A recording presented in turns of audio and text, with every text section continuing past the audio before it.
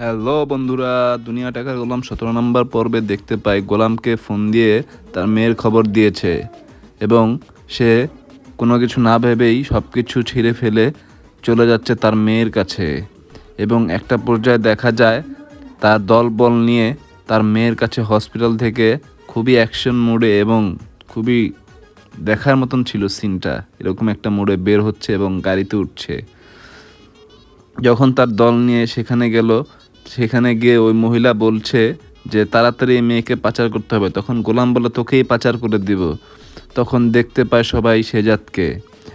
সেখানে ওই মহিলা সহ দুইজনকে গান পয়েন্টে নিয়ে যায় শেজাদ, কিন্তু শেজাদ বলে হাত দিয়ে মারামারি করতে। তখন শেজাদকে মারতে গেলে এরকম উত্তম মাধ্যম দেয় দুইজনকে, তারা তো হাঁপ ছেড়ে বাঁচে এবং দাঁত থাত সব কিছু বের করে দেয়। ঠিক ওই টাইমে ওই মহিলা শেজাতের মেয়েকে নিয়ে পালিয়ে যাচ্ছিল। ঠিক এমন সময় শেজাত ওই মহিলার পায়ে গুলি করে দেয় এবং মহিলা পড়ে যায়, কিন্তু মহিলা কান্নাকাটি না করে দাঁত খিকরিয়ে শেজাতের দিকে তাকিয়েছিল এবং শেজাত বলে তুই মহিলা দেখে তোকে বুকে গুলি করলাম না, ছেড়ে দিলাম। সিন চলে যায় রিশাদের দিকে। রিশাদ ফোন দেয় হসপিটালে, খবর নেয় শেজাতের এবং হসপিটালের নার্স বলে জি শেজাত চৌধুরী তো বেঁচে আছেন, সুস্থ। রিশাদ তখন অফিসে যাবে লকার 92 খুঁজতে। এদিকে দেখা যায় শেজাত চৌধুরীকে, তিনি তার ব্যান্ডেজ দেখছে এবং ফাতেমাকে জড়িয়ে ধরার জন্য চেষ্টা করছে, কিন্তু ফাতেমা আসছে না। সিন চলে যায় তার মার কাছে। তার মা তার শেজাত চৌধুরীর পিএসকে বলে শেজাত যেন আগের কোনো কিছুই না মনে করে এখন, আর তুমিও এখন মনে করানোর চেষ্টা করবে না। তার পিএস বলে ঠিক আছে ম্যাডাম, আপনি যা বলবেন। তখন সিন চলে যায় একটি অফিস রুমে, যেখানে একটি মিটিং চলছিল। সেখানে শেজাত চৌধুরীর এন্ট্রি হয়। এই সিনটা ছিল দেখার মতো। ভাই রে ভাই, একটা বাঘ ছিল সাথে। অবশ্য এটা অ্যানিমেশন করানো হলেও তামিল মুভির মতন অনেকটা মিল যায়। তখন শেজাত চৌধুরী ওখানে মিটিংয়ে সবাইকে বলে আমি এতদিন ছিলাম না, আমার বর্তমানে ব্যবসা ভালোই চলেছেন। এখন এই গানটা যে আগে নিতে পারবে সেই আমার ব্যবসার পার্টনার হবে এবং সে সবাইকে মেরে ফেলবে। কিন্তু এখানে সবাই কারাকারি করলেও একজন এই গানটা নিতে পারে এবং ওই লোক কাউকে না মেরে শেজাত চৌধুরীর দিকে গান পয়েন্ট করে বলে আমি নিমক হারামি করতে পারবো না, আমি আপনাকেই শেষ করে দিব। তখন শেজাত চৌধুরী ওর মাথার সামনে গানটা নিয়ে বলে শুট মি। ওই লোকও গুলি করে দেয়, কিন্তু গানে কোনো গুলি ছিল না। ঠিক ওই টাইমে শেজাত বলে সবাই এখান থেকে বের হয়ে যান, আজকে থেকে ইনিই আমার গোল্ডের পার্টনার হবে। এবং সিন চলে যায় শেজাতের একটি শুভাকাঙ্ক্ষীর কাছে। তিনি ফোন দেয় শেজাতের মার কাছে, ভাবি ভাবি বলে সম্বোধন করেন এবং শেজাতের মাকে বলেন লকার 92-র কথা কিছু বলেছে। শেজাতের মা বলে না ভাই, এগুলো কিছু বলেনি। আর ওই লোককেও বলে দেয় এখন শেজাতকে কোনো ধরনের চাপ বা ফোন দিতে না। সিন চলে যায় শেজাত এবং শেজাতের মেয়ের কাছে। শেজাতের মেয়েকে বলে তোমার বাবা হচ্ছে এ শহরের সবচেয়ে সাহসী লোক, তাই তুমিও কখনো ভয় পাবে না। তখন সিন চলে যায় শেজাতের ওয়াইফের কাছে, তাকে জড়িয়ে ধরলে তিনি একটু অন্যরকম ভাব নেয়। তখন আমরা দেখতে পাই রিশাদকে অফিসের ভিতরে অনেক খোঁজাখুঁজি করছে লকার 92-র ফাইল, এবং কোথাও খুঁজে পাচ্ছে না এবং ওই মেয়েকে বলে তুমি খুঁজে বের করো 92 নাম্বার লকার। সিন চলে আসে বাড়ির ছাদের উপর।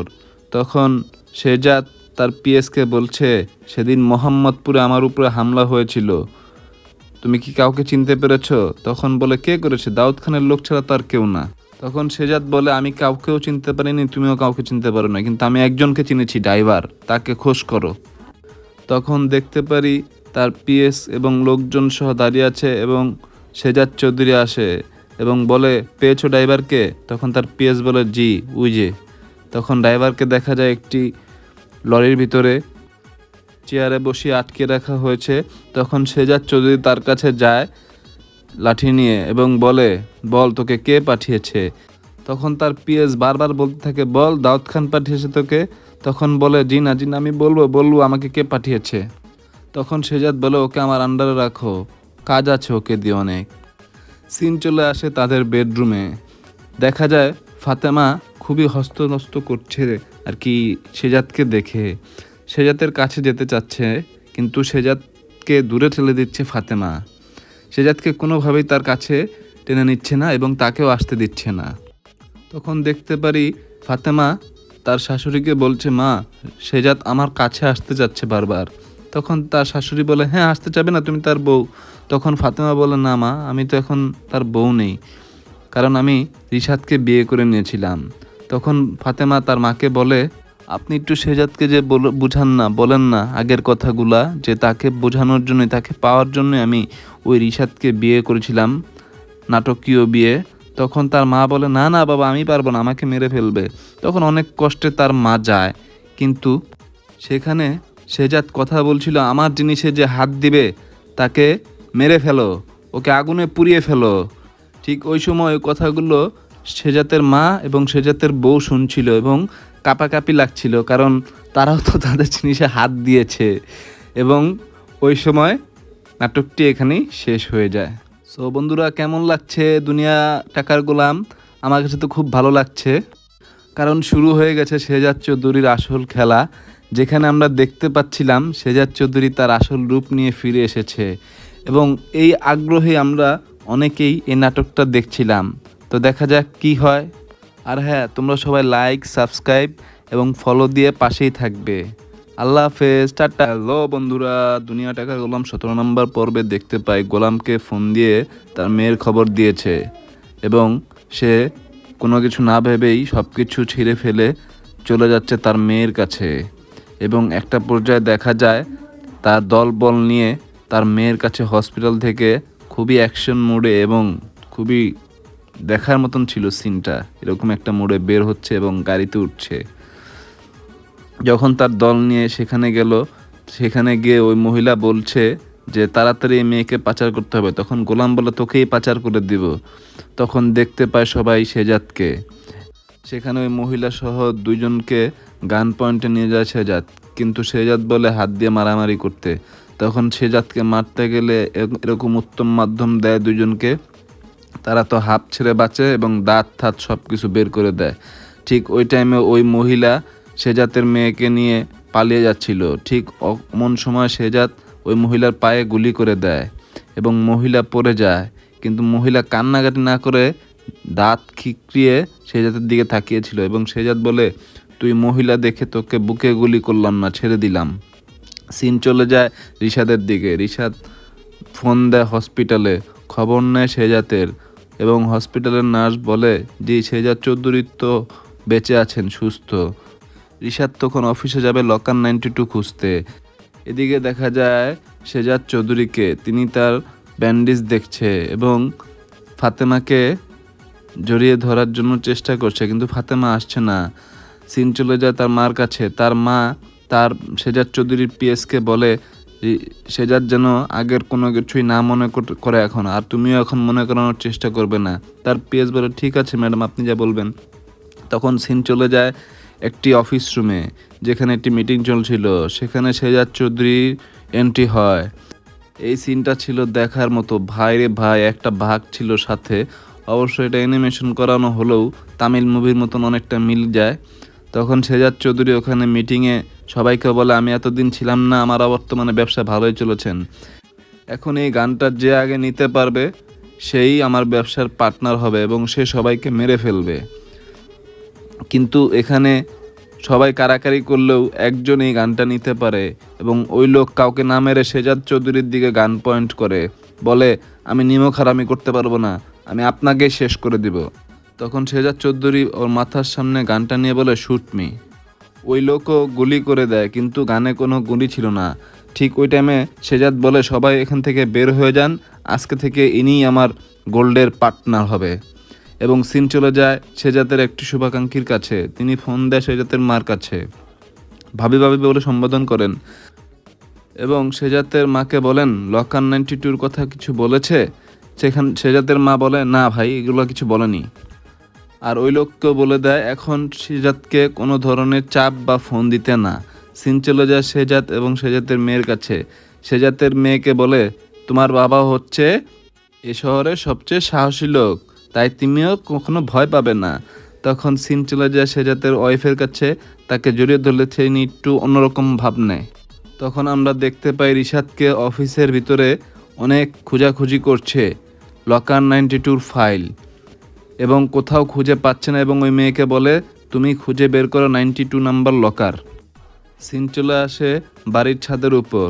তখন শেহজাদ তার পিএসকে বলছে, সেদিন মোহাম্মদপুরে আমার উপরে হামলা হয়েছিল, তুমি কি কাউকে চিনতে পেরেছো? তখন বলে, কে করেছে? দাউদ খানের লোক ছাড়া তো আর কেউ না।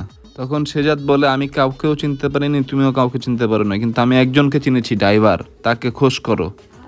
তখন দেখতে পারি তার পিএস এবং লোকজন সহ দাঁড়িয়ে আছে এবং শেহজাদ চৌধুরী আসে এবং বলে, পেয়েছো ড্রাইভারকে? তখন তার পিএস বলে, জি, ওই যে। তখন ড্রাইভারকে দেখা যায় একটি লরির ভিতরে চেয়ারে বসিয়ে আটকে রাখা হয়েছে।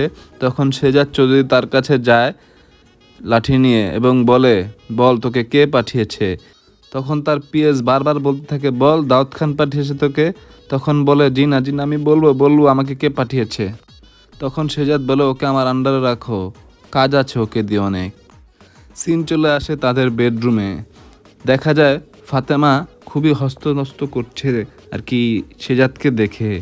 শেহজাদের কাছে যেতে চাচ্ছে, কিন্তু শেহজাদকে দূরে ঠেলে দিচ্ছে ফাতেমা। শেহজাদকে কোনোভাবেই তার কাছে টেনে নিচ্ছে না এবং তাকেও আসতে দিচ্ছে না। তখন দেখতে পারি ফাতেমা তার শাশুড়িকে বলছে, মা, শেহজাদ আমার কাছে আসতে যাচ্ছে বারবার।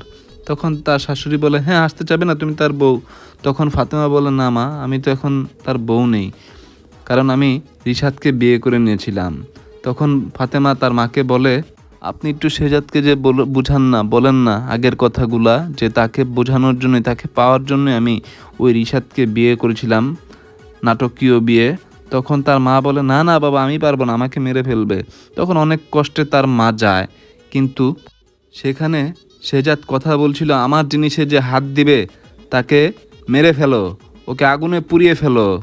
ঠিক ওই সময় ওই কথাগুলো শেহজাদের মা এবং শেহজাদের বউ শুনছিল এবং কাঁপাকাঁপি লাগছিল, কারণ তারাও তো তাদের জিনিসে হাত দিয়েছে।